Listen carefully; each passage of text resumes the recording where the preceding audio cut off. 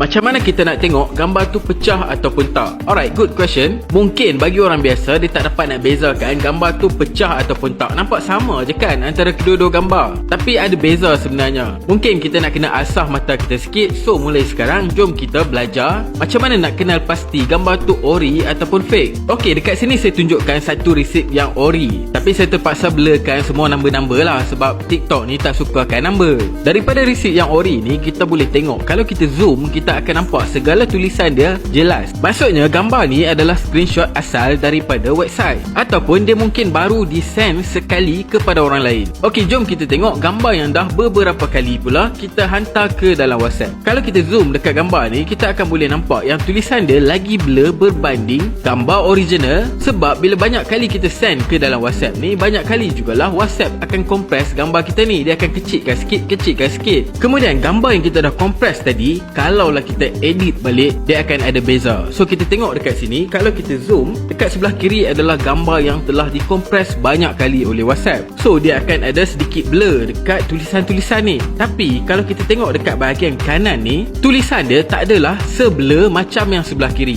So dekat sini saja kita dah boleh nampak yang tulisan sebelah kanan tu adalah tulisan yang baru ditulis berbanding yang sebelah kiri. Okey, saya zoom macam ni, korang boleh tengok yang tulisan beli nasi lemak tu dengan tulisan signature is required dekat bahagian bawah tu berbeza sikit. Satu dia kurang blur dan satu lagi lebih blur. Perbezaan dia mungkin nampak tak ketara di mata kita, tapi kalau kita telitikan betul-betul, memang akan nampak perbezaan. Lagi satu, dekat logo-logo bank ni senang juga kita nak detect apabila kita zoom dia. Dekat tulisan di bahagian logo tu, kalau korang boleh perasan, color dia tak sekata. Warna tak sekata ni dihasilkan daripada proses pengecilan gambar yang berlaku ketika kita send gambar dekat WhatsApp. Saya tak pastilah korang dah boleh nampak ataupun tak perbezaannya. Tapi kalau korang masih lagi confused, korang komen. Nanti kita cuba buat sampai korang nampak